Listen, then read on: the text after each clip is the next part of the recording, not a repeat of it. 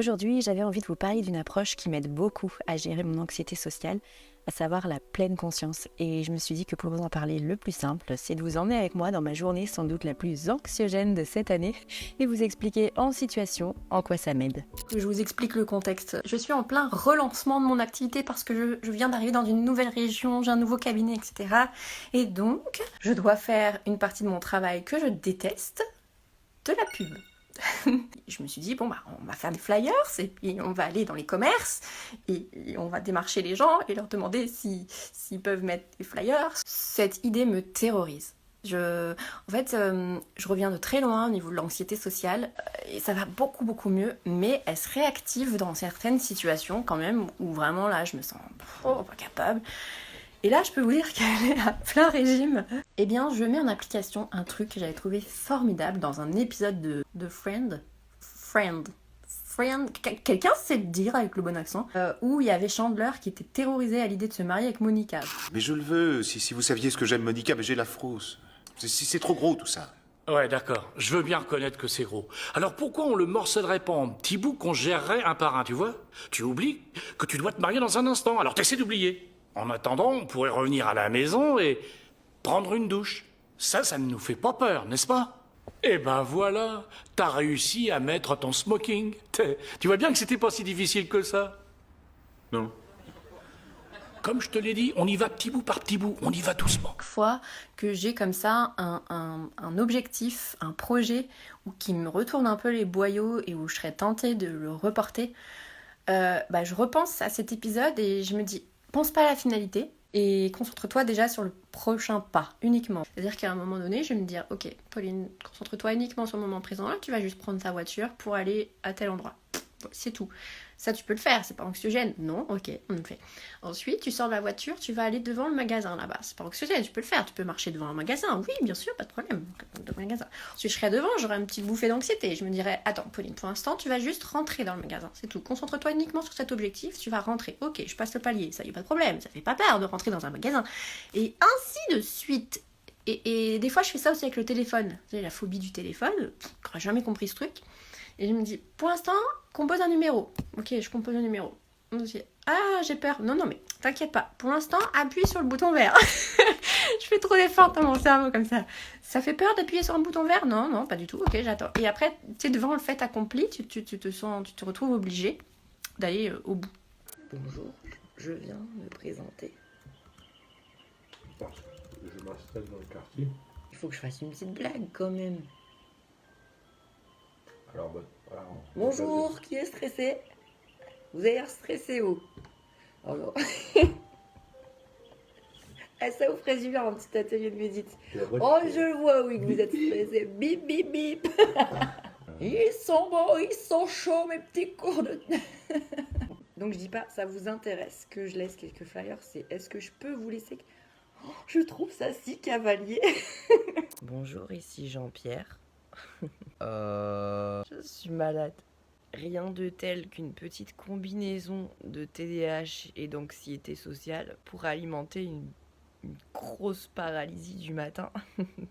Là, vous voyez, la méditation, les gens pensent toujours que ça élimine les émotions. Genre, je vais plus ressentir d'anxiété, de stress dans ma vie. Non. Ça aide à les traverser et à en prendre conscience. C'est-à-dire que si je prends pas conscience de toute l'anxiété que j'ai et que j'assume pas ça, que je suis dans une forme de déni ou de fuite, je vais rester dans ma paralysie. Là, il faut que je comprenne que cette paralysie que je ressens de bon matin, là, quelle heure il est? 7 heures, je sais plus. Il faut que j'aille à la rencontre, que je prenne conscience que c'est de l'anxiété en fait, pour pouvoir surmonter ça.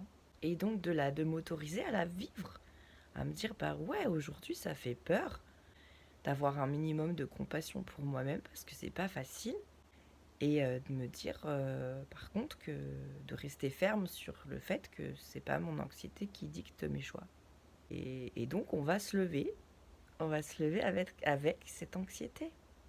Voilà, elle va nous accompagner tout au long de la journée. La démarche de la pleine conscience, c'est de vivre avec ses compagnons émotionnels là, un peu plus en paix, Après, ça n'empêche pas qu'effectivement, au bout d'un moment, il puisse se dissiper, devenir un petit peu plus supportable, un peu plus doux, du fait qu'on accepte de les traverser, justement. Mais en tout cas, il n'y a pas cette volonté de faire disparaître, de lutter contre. J'accueille ces émotions qui sont tout à fait normales. Si j'attends de plus avoir d'anxiété pour faire les choses, je ne ferai jamais les choses. Donc voilà, tout ça pour dire, c'est pas parce que je médite tous les jours que j'ai plus peur, j'ai plus de stress. Non, c'est juste un mode de relation différent. C'est de prendre mes distances avec ces pensées, ces projections anxieuses et de revenir dans le moment présent. Ça va mon petit chicon d'amour?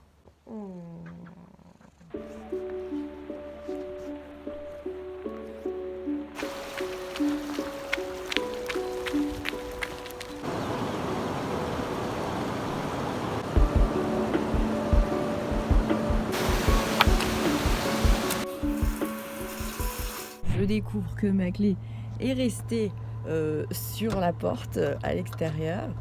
Mais où sont mes clés de voiture? Donc là, sachez que je suis toujours complètement apeurée et surtout, je me sens absolument incapable. Pour moi, c'est inenvisageable ce que je m'apprête à faire. Pour que vous compreniez ce que je fais vis-à-vis de moi-même, il faut que vous imaginiez ce que vous feriez avec un enfant que vous aimez et qui a peur de faire quelque chose, mais vous savez que c'est bon pour lui, que c'est bénéfique. Je me comporte de la même manière que je me comporterais avec cet enfant que j'aime. C'est-à-dire que je reste ferme, je sais que c'est bon pour lui, donc on va le faire quand même. Et je l'accompagne avec fermeté. Et en même temps, je vais pas non plus être insensible à sa peur. Et du coup, je vais exprimer de la compassion, je vais essayer d'être rassurante, de l'accompagner, d'être présente. Et c'est ce que je fais avec moi-même. Je suis pas dans une attitude guerrière, belliqueuse envers moi-même, mais vraiment très douce. Et avec de l'humour aussi, avec une autodérision. Bon, on va se calmer, parce que là, on va prendre la route, on va peut-être arrêter quand même de parler à une caméra. Nous y sommes, je me suis garée devant un premier commerce aux environs de mon cabinet. En fait, ce qui peut créer de l'anxiété sociale, je pense, dans le TDAH, souvent, c'est la dysphorie sensible au rejet.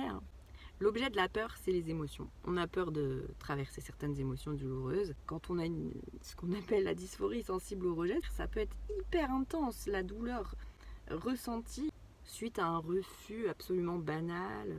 Et donc voilà, dans ma mémoire émotionnelle, il y a des souvenirs de ce que ça fait. Et donc là où il y a un travail thérapeutique à faire, c'est de ne plus avoir peur de ces émotions en fait. Donc le secret, il est là, il est dans cette disposition à rencontrer cette expérience pas très agréable. Voilà, c'est ok. En fait, vous voyez, il y a une dissociation un peu entre une partie de moi qui souffre émotionnellement, qui est pas bien là maintenant, tout de suite, et une autre partie de moi, un peu maman, un peu protectrice, une partie plus rationnelle aussi, qui se laisse pas envahir par tout ça et qui reste quand même dans une forme de sérénité et de calme. Vous voyez, donc je suis un peu dissociée, mais dans le bon sens du terme. Voilà, bon, on va arrêter de blablater pour repousser le moment. Et on va, je suis toujours terrifiée, on va se diriger à l'intérieur du magasin. J'espère que vous me comprenez, Les anxieux sociaux, ils me comprennent. Allez, à toutes. Bonjour, je viens me présenter, je suis nouvelle dans le quartier, je vais donner des cours de méditation à quelques rues. Est-ce que je peux vous laisser quelques flyers éventuellement? Pas ici. Écoutez, ça fait à peu près 3/4 d'heure que je suis dans ma lancée et tout se passe bien. J'ai fait une dizaine de magasins et même quand il y a des refus, en fait, je me sens pas rejetée dans ma personne, pas du tout, puisque en fait, c'est juste la politique du magasin, ils prennent pas de flyers, c'est pas de souci quoi. Dans cette discipline qu'est la pleine conscience et dans cet art de vivre finalement, il y a à la fois qu'est-ce qu'on fait des émotions difficiles, mais aussi comment on cultive les émotions positives. Et donc là, le fait qu'il y ait un peu plus d'espace en moi, que je sente que les choses s'apaisent un petit peu, j'ai pu un peu faire appel délibérément à mes qualités naturelles de bienveillance, de connexion avec les gens. C'est des choses vraiment que j'ai travaillé avec la méditation, moi. Je sentais que c'était agréable de créer du lien par cet intermédiaire, que c'était un prétexte finalement qui permet de créer du lien aux gens, un lien agréable, juste une connexion comme ça de quelques minutes. Et donc naturellement j'ai pu par exemple commencer à faire des petites blagounettes qu'on avait préparées avec Anthony. Et donc là au fur et à mesure je sentais qu'en moi non seulement ça se détendait un peu, mais ça se réchauffait un petit peu au niveau du cœur. Cet élan de bienveillance envers les gens et de me dire quand je rentre dans un magasin que je suis pas en train de faire du démarchage commercial, mais que je suis dans ce qui m'anime moi dans ma vie, c'est-à-dire dans ce rôle de prendre soin des gens en fait, prendre soin des autres, de mes congénères. Je leur propose quelque chose qui est susceptible de leur faire du bien. Donc quand je rentre dans le magasin, je me mets dans cette disposition. Voilà, l'expérience se passe beaucoup mieux. Vraiment qu'il y a un petit peu plus de place pour ces émotions positives. Là, il va être midi, donc je vais quand même tenter quelques boulangeries, on va voir. Mais c'est déjà super, parce qu'une dizaine de magasins, c'est déjà bien. Quand on sait qu'au départ, je me disais peut-être que je n'y arriverai pas du tout. C'est chouette.